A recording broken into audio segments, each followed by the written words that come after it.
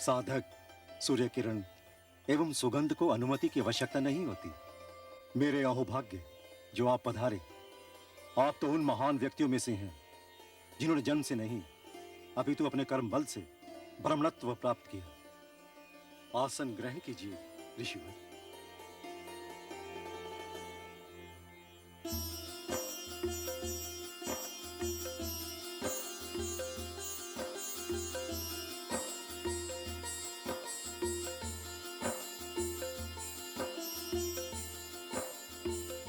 मुनिवर, सेवक जनक को सेवा का अवसर दीजिए।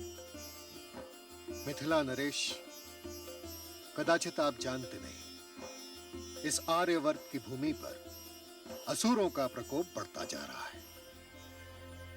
मैंने उसे समाप्त करने के लिए यज्ञ के द्वारा कुछ आविष्कार करने का निर्णय लिया है। राक्षस इसका विरोध कर रहे हैं, आश्रम चलाए जा रहे हैं। इसलिए गुप्त रूप से मैं आपके राज्य के वन क्षेत्र में साधना करना चाहता हूं। वन संपदा पर सर्वप्रथम ऋषियों का अधिकार है। ये मेरे लिए सौभाग्य की बात है कि आप मुझे यह गौरव दे रहे हैं। आप मिथिला की सारी वन संपदा का उपयोग कर सकते हैं। धन्यवाद राजन, आपका कल्याण हो। अच्छा, मैं चलता हूं। क्या आप मुझे अपने आतिथ्य का अवसर नहीं देंगे मुनिवर?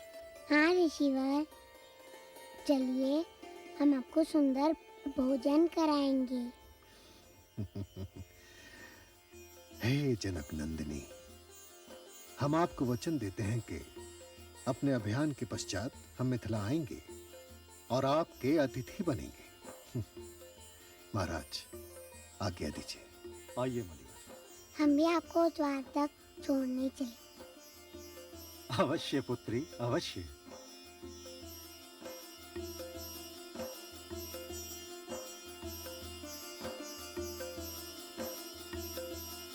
कल्याण हो, कल्याण हो,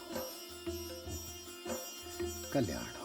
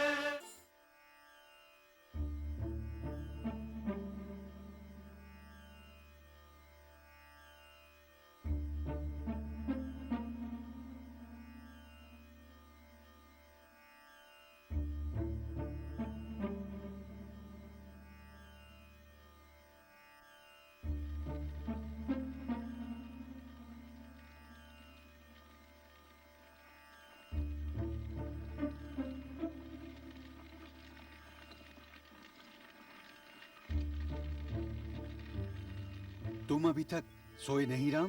पिता जाग रहा हो तो पुत्र को कैसे नींद आ सकती है? मैं तो आज नहीं, कभी कभी ऐसा हो जाता है इस आयु में निद्रा के साथ। नहीं गुरुदेव, आप जैसे महान योगी तपस्वी आयु तो क्या हर प्रकार के व्याधि से दूर रहते हैं। मेरी पच्चाप तुमको तुम्हारी कुटिया में सुनाई दे गई, इसलिए तुम्हारी निद्रा टूट गई। नहीं गुरुदेव, आपके सोने से पहले मैं कभी नहीं सोता। चौथे प्रहर से आपको टहलते देखता रहा, तभी साहस करके आपसे कारण पूछने चला आया। तुम जाकर विश्राम करो, इसका कोई विशेष कारण नहीं है। गुरुदेव, आप मुझे अपनी चिंता में सहभागी होने का अधिकार नहीं देना चाहते? क्या मैं इस योग्य नहीं? नहीं, ऐसा न कहो राम। योग्यता यदि रूप धारण कर ले तो वो तुम्हारी छोटी उंगली के समान होगी। मैं तुम्हें इस चिंता में उलझाना नहीं चाहता था। आज संध्या काल उत्तर पूर्व से एक ऋषि आए थे। उनसे मुझे ज्ञात हुआ कि कोई मायावी शक्ति ऋषि मुनियों के आश्रमों को नष्ट कर देना चाहती है। किंतु ऐसा क्यों? गुरुदेव, कहीं ये मायावी शक्ति लंकापति रावण की तो नहीं? आपको स्मरण होगा जिस दिन आप हमें यहाँ लाए थे, उस दिन नाग के रूप में एक राक्षस मेरे बाण से मारा गया था। ये जघन्य कार्य लंकापति रावण का ही हो सकता है। गुरुदेव, लंकापति ऐसा क्यों कर रहे हैं? आपने बताया था कि स्वर्ण की लंका है उनके पास, फिर आश्रमों को नष्ट करके उन्हें क्या प्राप्त होगा? राम, सुर अर्थात देवता, असुर अर्थात राक्षस, ये दोनों एक ही पिता की संतानें हैं, किंतु दोनों में एक अंतर है। देवता अपनी शक्ति का प्रयोग मानव के विकास के लिए करते हैं, किंतु असुर उसका प्रयोग मानवता को नष्ट करने के लिए करते हैं। विचार ही मानव को असुर या देवता बनाते हैं। किंतु कुछ राक्षसी वृत्ति के राजा संसार को अपने अधीन करना चाहते हैं, सारे संसार को अपनी मुष्टिका में बंद करना चाहते हैं। वो दूसरों की उन्नति में बाधा डालते हैं। वो शांति में नहीं, युद्ध में विश्वास रखते हैं, हिंसा में विश्वास रखते हैं। ऐसे लोग मानव संस्कृति के शत्रु हैं। मैं ऐसे लोगों से सदैव संघर्ष करता रहूंगा। मैं ऐसे लोगों से धरती को मुक्त कराऊंगा, तभी मेरा मानव बनना सार्थक होगा। ऐसा ही होगा राम, ऐसा अवश्य होगा, और ऐसा आप ही के द्वारा होगा। गुरु के आशीष में ईश्वर की शक्ति होती है, क्योंकि गुरु ईश्वर स्वरूप होता है। आप विश्राम कीजिए गुरुदेव। आज से मैं तथा लक्ष्मण रात्रि में बारी बारी आश्रम की रक्षा करेंगे। ज्ञान तथा शिक्षा के मंदिर को नष्ट होने नहीं देंगे।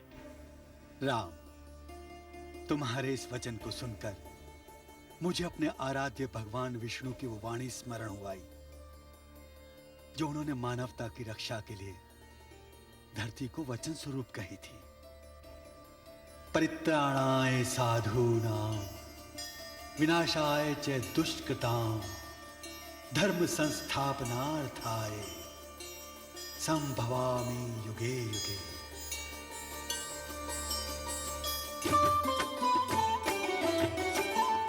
राम रूप भयो जग उजियारा, मानव लीला अपरंपारा।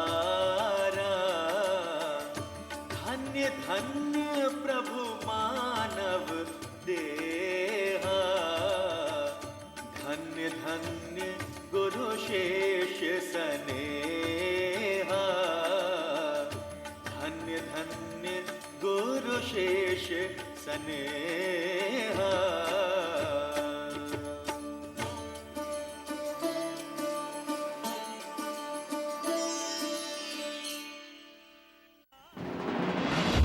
रामायण में कर्मण्येवाधिकारस्ते मा फलेषु कदाचन मा कर्मफलहेतुर्भो मा ते संगोऽस्त्वविकर्मणि।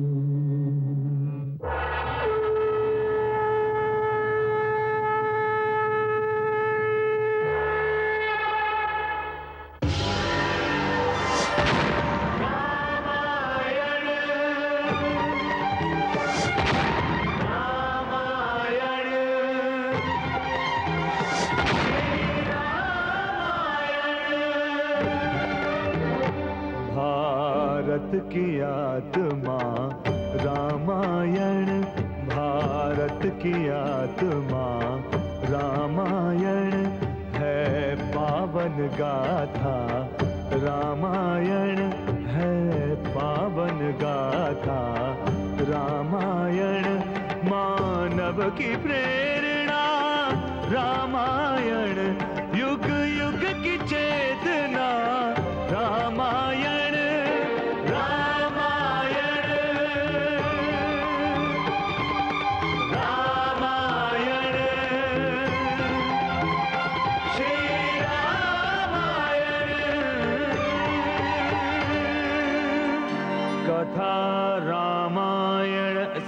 तथापि नित्यं भवति यद्ग्रहे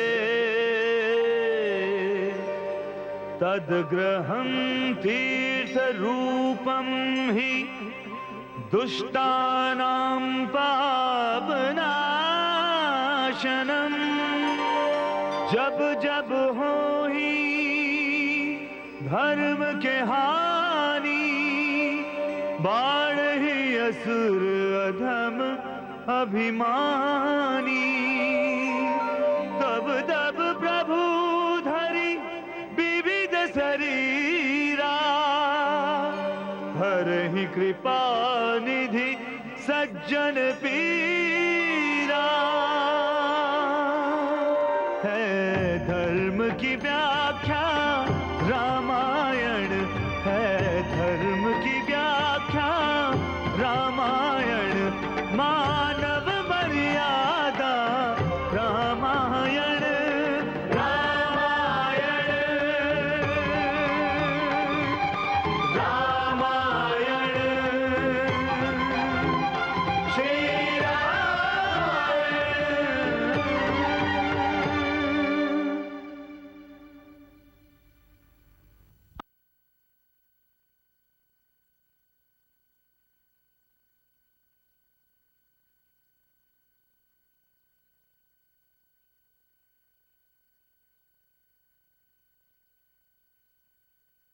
मैं आज से इस काल को अपने सिरहाने बांध कर रखा। आपकी पुत्री आपको हल की रेखा से प्राप्त हुई है, इसलिए उसका नाम सीता करता हूँ।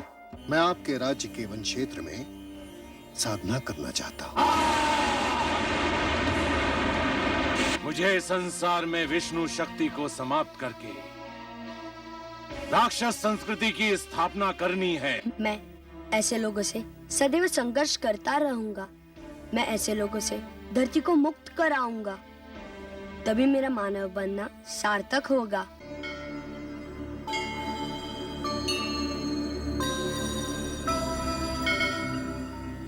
देखा देवी, देखा, ये है मेरे प्रभु की बाल लीला। उन्हें उन्हीं के वचन उनके गुरु के द्वारा सुनाए जा रहे हैं। हे देवाधिदेव, जब तक श्री राम बड़े होंगे तब तक तो सारे आश्रम नष्ट हो जाएंगे। श्रेष्ठ गुरुकुल परंपरा समाप्त हो चुकी होगी, फिर क्या लाभ? देवी, सृजन और संहार तो प्रकृति का नियम है। रावण का नाश भी तभी संभव है जब उसके प्रारंभ के सद्गुण नष्ट होंगे। जो उसके बाल्यकाल में उसके पिता से उसे मिले थे, वो सद्गुण उसके बाल्यकाल में ही उसकी माता के कारण समाप्त हो गए। हे महादेवी, जिस प्रकार प्रलय का निश्चित समय होता है, उसी प्रकार जीवन और मृत्यु का भी निश्चित समय होता है। हे देवाधिदेव, इस समय तो राक्षसी ताड़का, राक्षस सुबाहु और मारीच प्रलय दूत बने वन संपदा को समाप्त करते जा रहे हैं। उनकी मृत्यु भी निश्चित है, किंतु उनके पापों का फल भी रावण को भोगना होगा। वो क्यों देवाधिदेव? क्योंकि रावण राजा है और वो असुर उसके सेवक। और जो राजा अपने स्वार्थ के लिए अपने सेवकों का दुरुपयोग करता है, तो उस पाप के लिए भी राजा स्वयं उत्तरदायी होता है। सेवक का दोष मात्र इतना होता है कि यदि वो विवेक से काम ले तो ऐसी राजाज्ञा का विरोध कर सकता है, अस्वीकार कर सकता है। किंतु देवाधिदेव, रावण तो आपका भक्त है ना?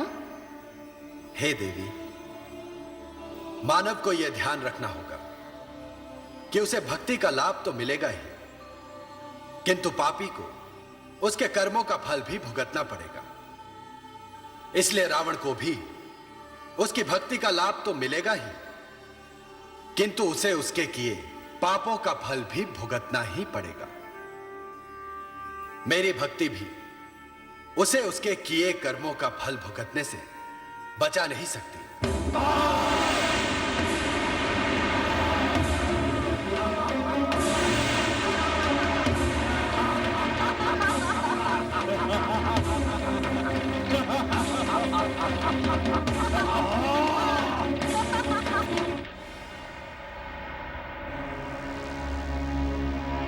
आश्चर्य है, हमने इतने आश्रम जला डाले किंतु ऋषि विश्वामित्र का पता ही नहीं चला। ऋषि अपने प्राण त्याग देते हैं किंतु विश्वामित्र की बात पर चुप रहते हैं। लंकेश का संदेश प्राप्त हुआ है कि विश्वामित्र की शक्तियों को शीघ्र ही नष्ट कर दिया जाए। अब केवल एक ही उपाय शेष रह गया है जिसका प्रयोग मैं करूंगा। कैसा उपाय पुत्र? मातेश्वरी, आप भली भांति जानती है कि मैं वेश बदलने में कितना कुशल हूँ। मैं किसी ऋषि का वेश बनाकर ही आश्रम में जाऊंगा। हाँ, हो गया, अपना काम बन ही गया सुरश्रेष्ठ। अब ऋषि विश्वामित्र को कोई नहीं बचा सकता, कोई शक्ति नहीं बचा सकती।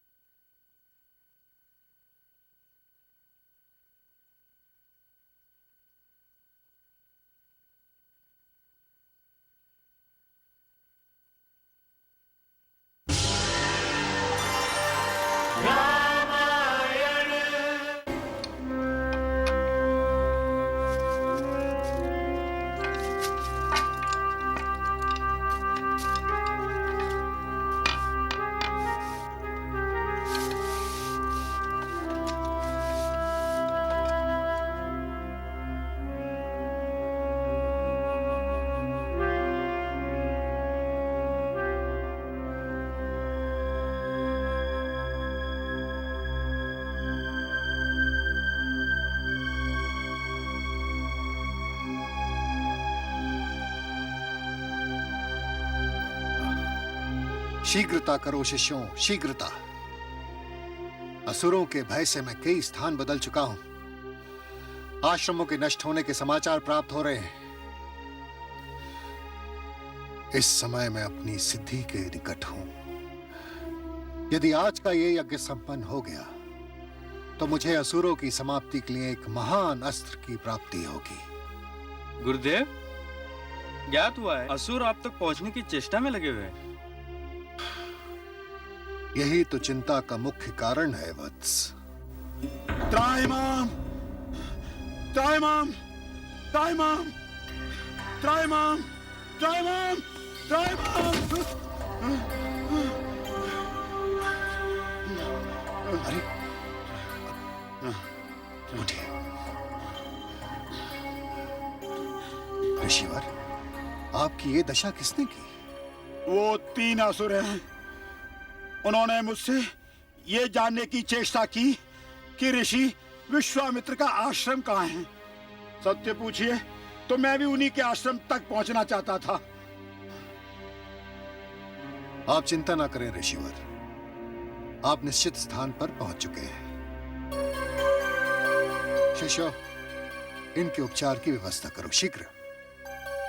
तो क्या मैं ब्रह्मर्षि विश्वामित्र के दर्शन कर रहा हूं? हाँ ऋषिवर, मैं ही विश्वामित्र हूं।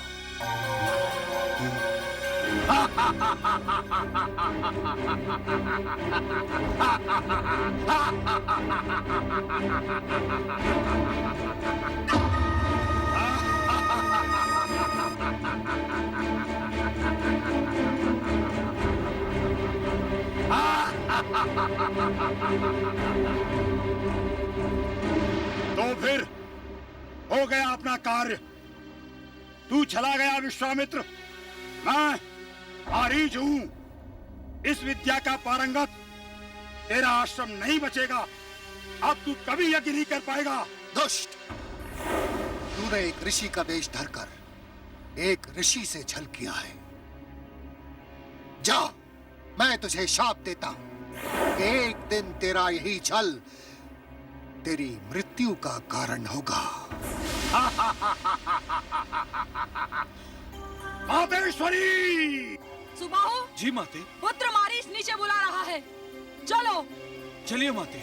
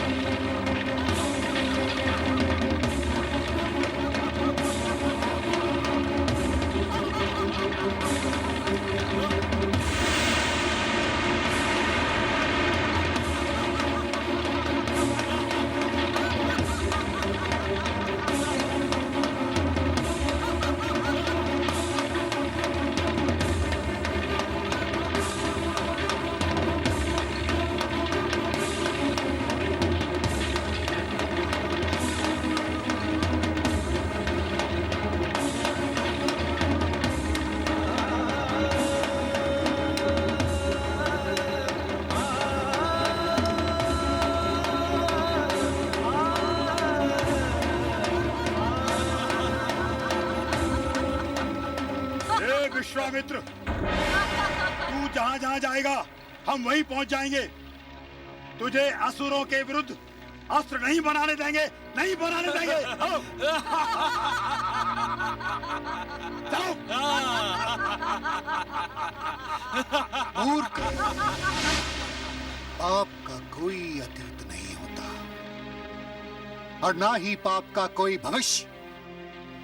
पाप केवल वर्तमान में जीता है, केवल वर्तमान में। मैं भी देखता हूं विजय किसकी होती है, धर्म की या अधर्म की।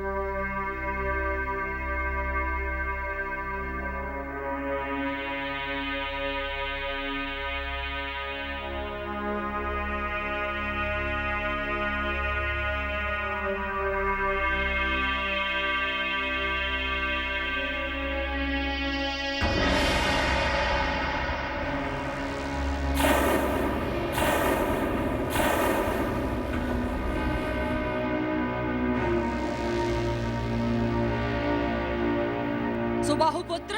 हाँ माते। देख तो नीचे कोई आश्रम दिखाई देता है। माते, ये आश्रम ही है। फिर सोच क्या रहा है?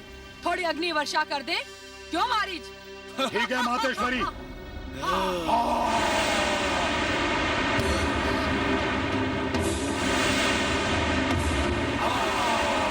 सावधान अनुज।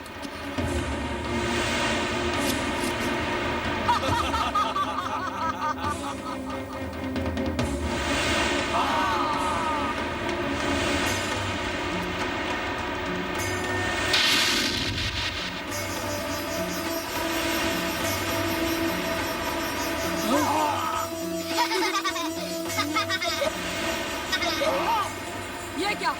हमारी आग हमारी ही ओर आ रही है। कोई हमसे भी अधिक माया भी नीचे खड़ा है।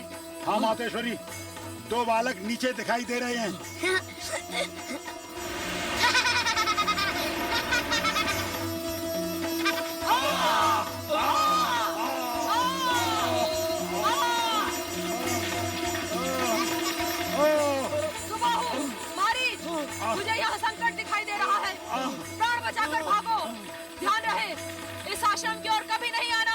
हाँ माते। हाँ माते करी, कदापि नहीं आएंगे। भैया एक ही बार में तीनों भाग गए।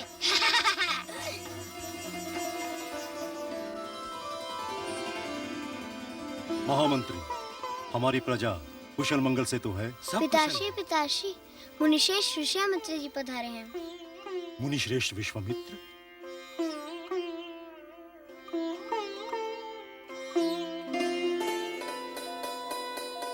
ऋषिवर, कल्याण हो, कल्याण हो। मुनिवर, वन प्रांत में आपकी साधना के लिए सभी सुविधाएं उपलब्ध हैं? नहीं राजन, एक समस्या है। कैसी समस्या मुनिवर? राजन, मैं साधना में सेना के बल का प्रयोग उचित नहीं मानता। सेना सीमाओं की रक्षा के लिए होती है, किंतु क्या मुनिवर? आप आज्ञा दीजिए। राक्षसों का उत्पात मेरे लक्ष्य में बाधा डाल रहा है, इसलिए मैं आपसे सेना की सहायता मांगने आया हूं राजन, जिससे मैं ये यज्ञ शांतिपूर्वक संपन्न कर सकूं। अवश्य मुनिश्रेष्ठ। सेनापति जी महाराज। मुनिवर के साथ मिथिला की सेना भेजी जाए और इन्हें जितना सैन्य बल चाहिए दिया जाए। जो आज्ञा महाराज, मैं अभी व्यवस्था करता हूँ। धन्यवाद राजन। अच्छा, अब मैं चलता हूँ। पूज्य ऋषिवर, ऐसा प्रतीत होता है कि आप आज भी मिथिला का आतिथ्य स्वीकार नहीं करेंगे। हे भगवती, आप तो अन्नपूर्णा है। मैंने आपको वचन दिया था ना कि उद्देश्य की पूर्ति होते ही मैं स्वयं मिथिला आऊंगा। ठीक है जनक नंदिनी।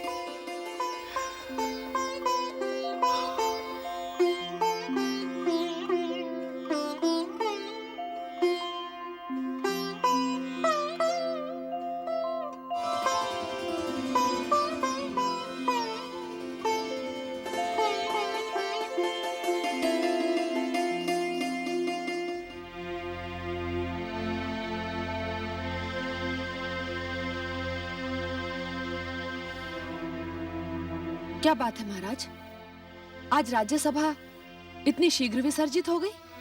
अभी तो दोपहर भी शेष है। नहीं महारानी, ऐसी कोई बात नहीं है।